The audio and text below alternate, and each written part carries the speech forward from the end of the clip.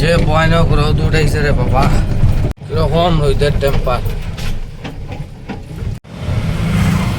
আজকে Sunday,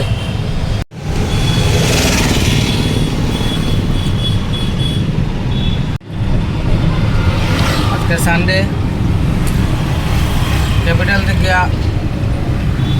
বেলফার point of দিয়ে গেছি, তখন পুরা গাড়ি খালি, ওখানে একটা প্যাসেঞ্জার নাই, পাইছি না। তো ওখান যে বনদুর্গা মন্দিরের এমার্জেন্সি থেকে প্যাসেঞ্জার লিয়ে যেরকম বনদুর্গা মন্দিরে তারা পূজা দেওয়ার সেটার পায় বনবন্ধু মন্দিরে যাইমান। বনদুর্গা মন্দিরে আই গেছি আমরা, ও আমার প্যাসেঞ্জার লামিয়া যার পূজার জিনিস কিনার তারা। আমি এখন আত্মীয়রা বনদুর্গা মন্দির আই গেছি। তো এখন যে রোদ উঠাইছে দেখতে পারে কিরকম, আমি গামিয়ে শেষ।